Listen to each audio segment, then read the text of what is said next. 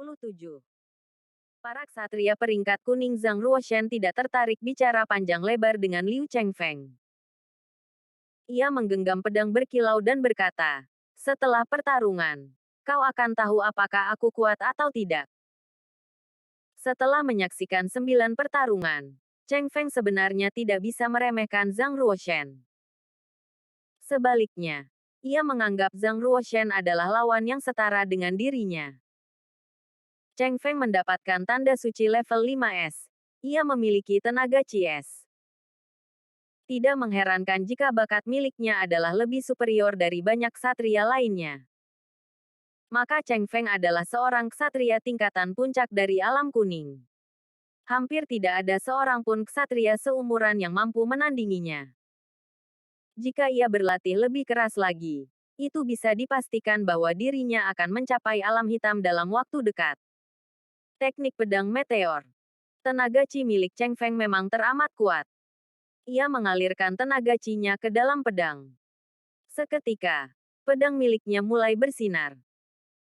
5 inskripsi seri cahaya yang terdapat di dalam pedang ia aktifkan dalam satu waktu. Itu membuat pedang miliknya diselimuti aura cahaya.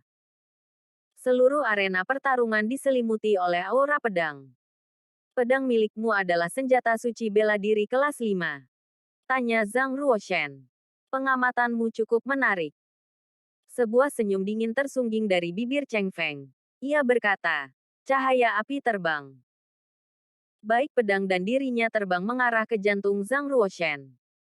Kecepatan serangannya seperti sebuah meteor yang terbang dan menerjang lapangan.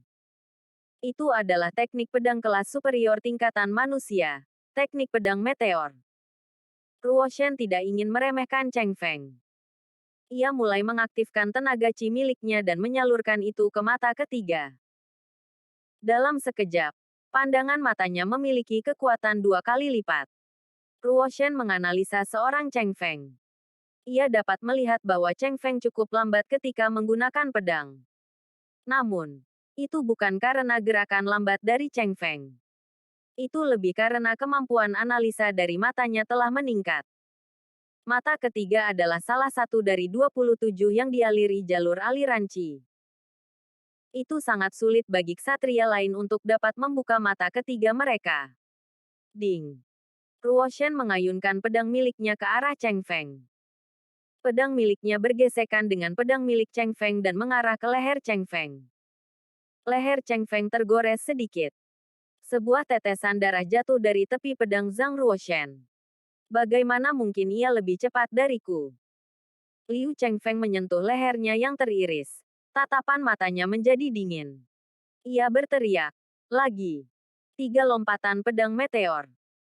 3 bola cahaya dari aura pedang dilepaskan oleh Cheng Feng dalam satu waktu. Aura pedang miliknya memiliki kekuatan es, sehingga itu juga melepaskan bola-bola beku di udara. Pemandu pedang suci. Ruoshan juga menusukkan pedang miliknya. Ia berhasil memecah 3 aura pedang milik Cheng Feng. Aura pedang itu tidak hancur, melainkan terbang kembali ke arah Cheng Feng.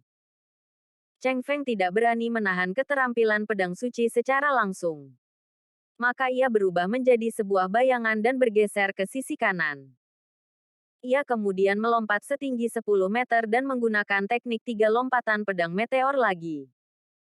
3 aura pedang yang tajam miliknya mengarah ke kepala Zhang Ruoshan. Liu Chengfeng adalah ksatria peringkat kuning ranking 11. Sesungguhnya, ia adalah ksatria yang sangat kuat. Ia pernah digadang-gadang menjadi ksatria yang paling kuat dari alam kuning. Bahkan jika ia bertarung dengan para ksatria yang baru saja mencapai alam hitam, ia tetap tidak mudah untuk dikalahkan. Dalam kata lain, dengan kekuatan bertarung milik Cheng Feng, bahkan jika ia bertemu ksatria tingkatan awal dari alam hitam, ia mampu bertahan. Namun, jika para ksatria lain yang berada di puncak dari alam kuning bertemu dengan ksatria dari alam hitam, maka ksatria lainnya itu akan kalah atau bahkan juga bisa kehilangan nyawa. Ketika itu berbicara tentang teknik pemahaman pedang, maka Zhang Ruoshan tetap lebih unggul daripada Liu Chengfeng. Namun, Tenaga Qi milik Zhang Ruoshan lebih sedikit daripada Cheng Feng. Di samping itu, tingkatan pengolahan miliknya jika dibandingkan dengan Cheng Feng adalah masih teramat jauh. Tenaga Qi miliknya memiliki kapasitas yang 10 kali lebih luas dari milikku. Jika aku bertarung dalam durasi yang lama dengan dia, maka itu sungguh tidak menguntungkan bagiku. Aku harus mengalahkannya secepat mungkin, kata Zhang Ruoshan dalam hati. Meskipun tenaga Qi milik Zhang Ruoshan lebih kecil sedikit daripada milik Cheng Feng, tapi ia telah membuka 27 jalur aliran Qi, sedangkan Cheng Feng hanya memiliki 19 jalur. Maka ledakan yang bisa ia ciptakan terlampau mengerikan. Mari bertarung. Ruoshan berteriak sambil menggunakan teknik keterampilan pedang suci. Ia menghunuskan pedang miliknya dengan teknik keterampilan pedang suci, pedang plum penghancur.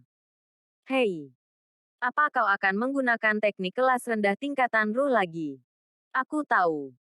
Kau ingin segera menyelesaikan pertandingan, kan? Sayang sekali. Aku tidak akan membiarkan itu terjadi. Cheng Feng dapat membaca maksud dari Zhang Ruoshan. Maka, ia tidak ingin bertarung secara brutal. Ia hanya mundur dan selalu menjaga jarak aman dari Zhang Ruoshan. Cheng Feng tahu apa kelemahannya dan juga kelemahan dari Zhang Ruoshan. Maka ia bermaksud untuk membuat tenaga Qi milik Ruoshan terkuras abis. Liu Chuanshen mengangguk dan berkata, Cheng Feng akhirnya tahu bagaimana menggunakan taktik bertarung.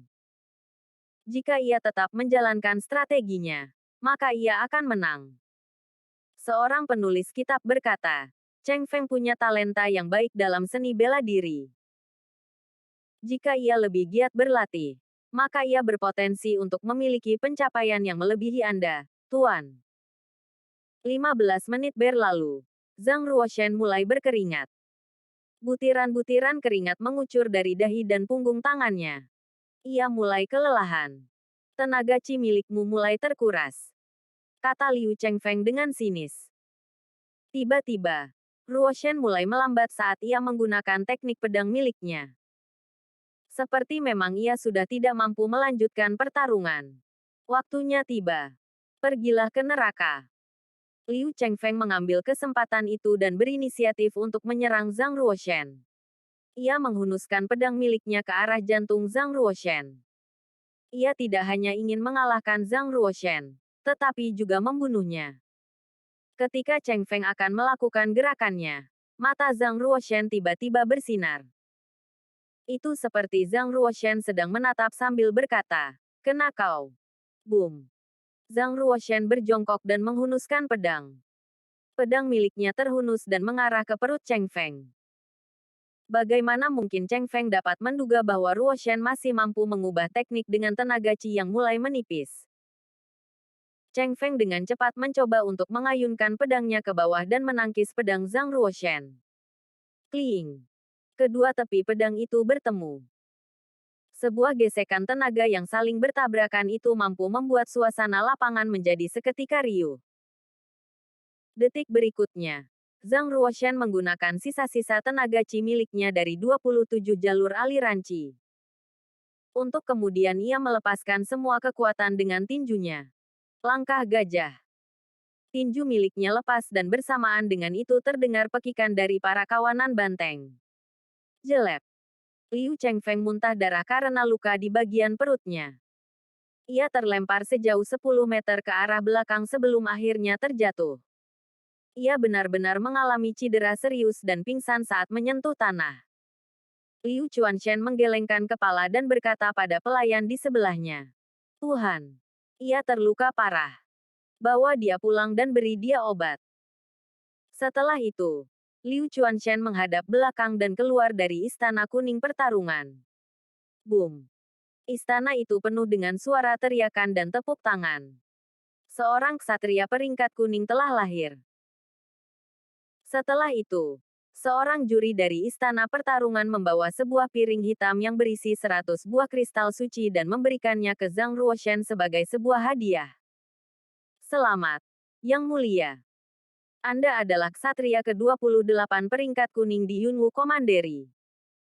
Sekarang Anda berada di ranking 11 dari peringkat kuning, kata seorang juri. Istana Kuning Pertarungan menjadi saksi atas sikap Zhang Ruoshan hari ini yang akhirnya menjadi pemenang dan masuk ke dalam peringkat kuning. Seorang juri itu memberikan sebuah piring hitam ke Zhang Ruoshan. Ia berkata, "Ini adalah token besi peringkat kuning. Ini berasal dari Bank Pasar Bela Diri.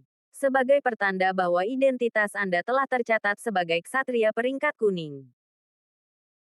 Zhang Ruoshan mengambil token besi itu yang telah diberi tulisan di atasnya. Zhang Ruoshan, Yunwu Commandery, ksatria peringkat kuning ranking 11.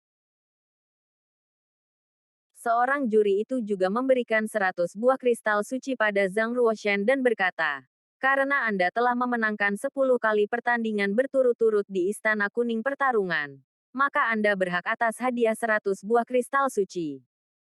Benda ini bernilai 100.000 koin perak.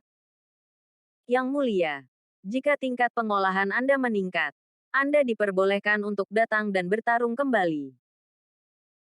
Jika Anda memenangkan 10 kali pertandingan berturut-turut lainnya, maka Anda akan mendapatkan hadiah 1 juta koin perak." Juri itu menambahkan. Namun, jika Anda datang kembali, maka lawan Anda adalah ksatria dari peringkat kuning. Dengan kata lain, hanya jika Anda mampu memenangkan 10 kali pertandingan berturut-turut dari mereka, maka Anda berhak untuk mendapatkan hadiah 1 juta koin perak. Dalam sejarah Yunwu Commandery.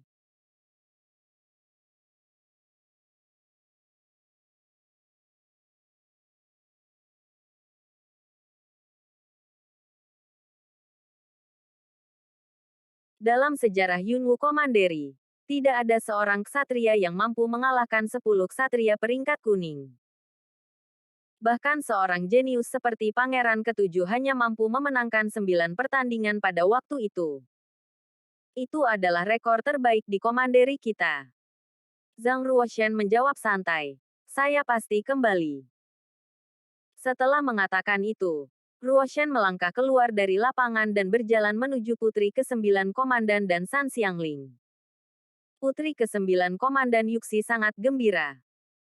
Ia seperti angin lembut yang melemparkan dirinya ke dalam jangkauan lengan Zhang Ruoshan. Ia memeluk Zhang Ruoshan dengan sangat lembut. Tangannya yang halus ia lingkarkan di leher Zhang Ruoshan. Ia mencium pipi Zhang Ruoshan dengan mata indah yang berkaca-kaca. Ia berkata dengan haru biru, "Saudara ke-9, kau benar-benar luar biasa. Sekarang kau adalah seorang ksatria peringkat kuning. Kau baru saja mengalahkan Han Fu dan Liu Chengfeng. Aku akan menceritakan ini ke orang-orang agar mereka membawa kabar baik ini sampai ke istana. Ayah kita dan Selir Lin pasti akan bangga dan terharu juga." Yuxi berusia 16 tahun. Ia memiliki perawakan yang menarik. Sekarang ini, payudaranya yang montok itu ia tekan kuat-kuat ke dada Zhang Ruoshan. Zhang Ruoshan seketika menjadi malu-malu saat merasakan itu. Yuxi melepaskan pelukan, lalu berkata, "Saudara ke-9, sebagai seorang ksatria peringkat kuning, kau bisa pergi ke kolam darah binatang buas lagi untuk berlatih.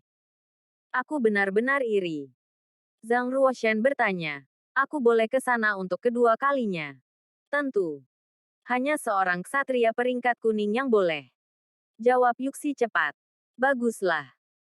Aku akan membeli kompor menempa senjata, lalu segera pergi ke kolam darah binatang buas." Ruoshan sangat bahagia sekarang ini. Ia berpikir, jika aku boleh berlatih di sana lagi, maka aku akan mampu menyerap kekuatan darah lebih banyak. Seiring berjalannya waktu, kekuatan fisikku akan meningkat pesat. Dan itu akan memberiku kesempatan untuk dapat membuka 36 jalur aliran Qi dan mencoba menembus tingkatan puncak. Jika demikian, maka aku akan menjadi lebih kuat daripada kehidupanku yang sebelumnya. Terima kasih sudah mengikuti channel Wan dan Putra Orsia. Jangan lupa subscribe, like, and share. Tunggu episode selanjutnya. Salam silaturahim.